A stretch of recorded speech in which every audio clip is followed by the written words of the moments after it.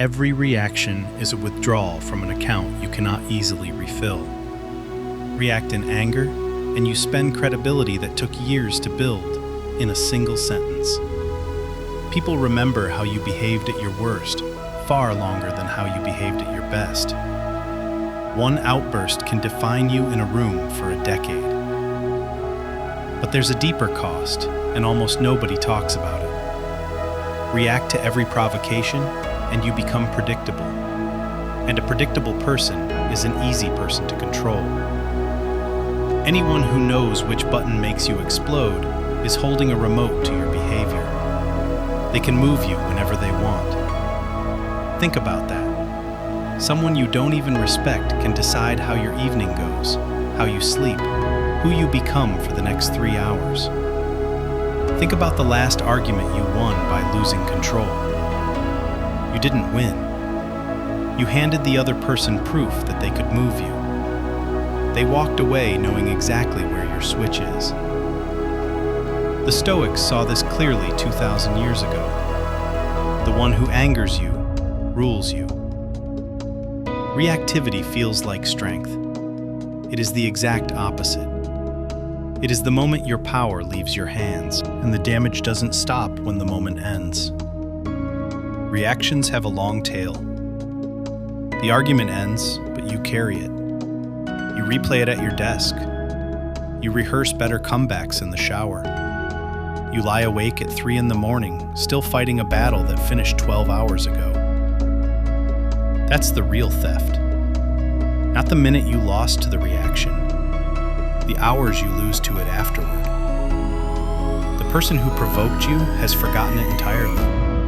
They're asleep, and you're still there, still burning, still handing them your peace hours after they stopped asking for it.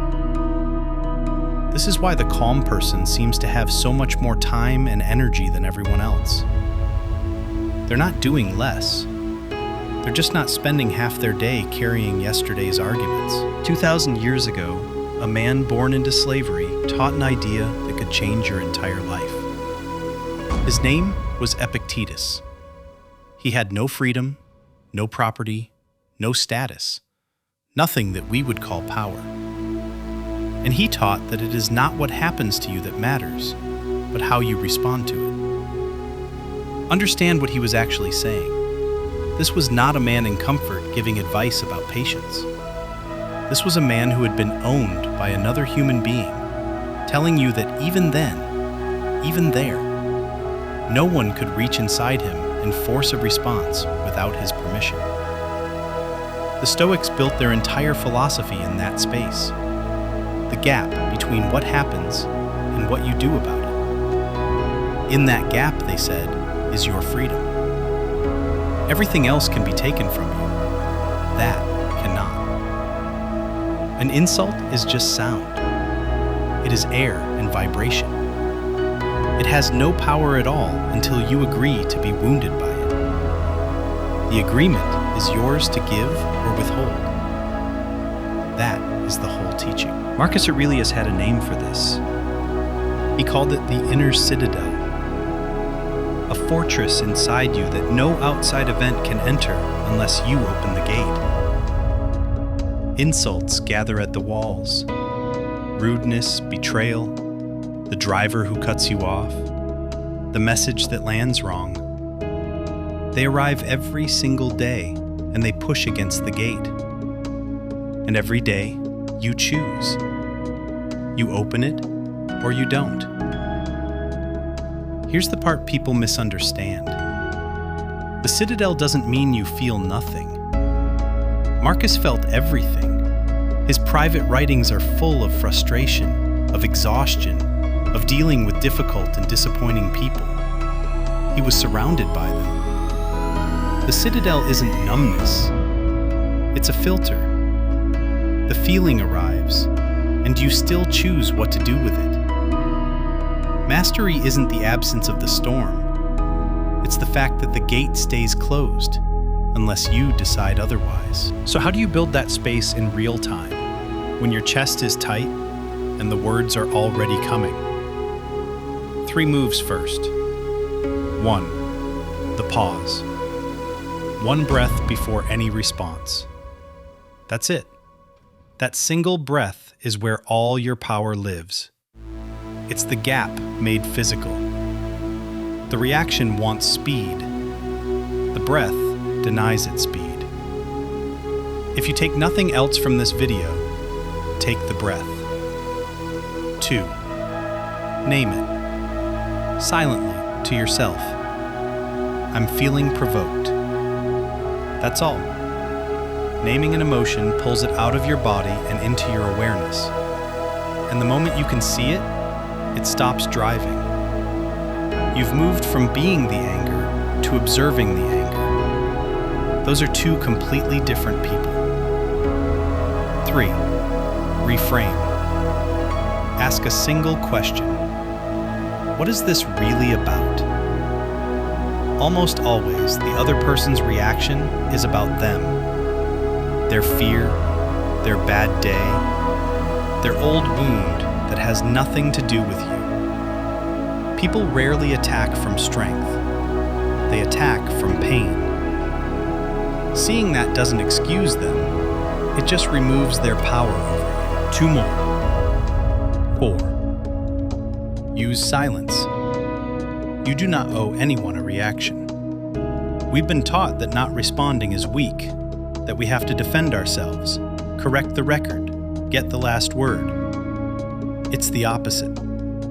The calm, unbothered non-response is often the most powerful thing in the room, and the most unsettling for the person who wanted to fight.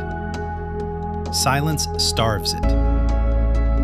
5. Respond from your values, not from the wound. Ask yourself, who do I want to be right now? Not, what does this feeling want?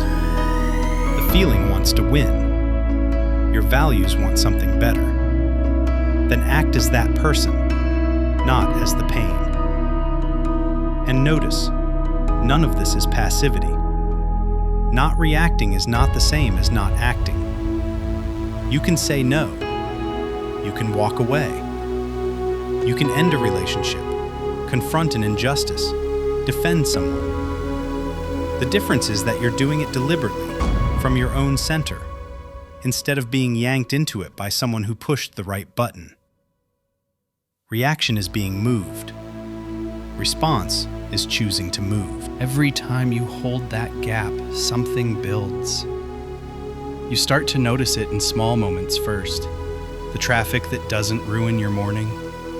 The comment that lands and just doesn't stick. The conversation you would have escalated a year ago, and now you simply don't. And people notice too. There's a particular kind of respect that goes to the person who cannot be moved. Not because they're cold, but because they're steady. You become someone whose reactions can't be predicted or purchased. Someone who doesn't leak their power to whoever shouts loudest. This is what the Stoics meant by freedom. Not doing whatever you want. Not being untouched by the world. Just this. No one else gets to decide who you are today. You will be provoked. That part you cannot control. People will reach for your peace. Some deliberately, most without even meaning to.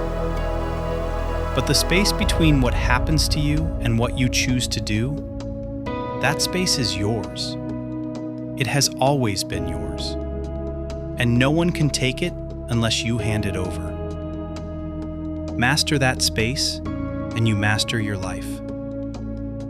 So the next time someone reaches for your peace, pause and keep it. You have about 5 seconds. That's it. From the moment you know what you should do, get up, start the work, make the call, you have roughly 5 seconds before your brain starts building the case against it. It's not laziness, it's a defense mechanism. Your mind is designed to protect you from discomfort, and it is very, very good at its job. Wait longer than 5 seconds, and it will win, every time. It'll hand you a reason, and the reason will sound intelligent. So don't negotiate. The moment you feel the pull to hesitate, move, stand up, open the file, take the step. Discipline isn't a feeling you wait for. It's a decision you make before your brain has time to talk you out of it. 5 seconds. Move. Nobody is coming to save you. No mentor is going to appear. No perfect moment. No sudden burst of motivation that finally makes it easy. The cavalry you keep waiting for, it isn't on its way. And I know that sounds cruel. It isn't. It's the most freeing thing you'll ever accept. Because if nobody is coming, then the waiting is over. And the waiting was never the hard part. The waiting was the excuse. Every day you spend hoping someone will notice you, choose you, rescue you, is a day you hand your life to someone who isn't coming. You are the one you've been waiting for. Not a better version of you next year. You, today, exactly as unprepared as you feel. Nobody is coming. So get up and go.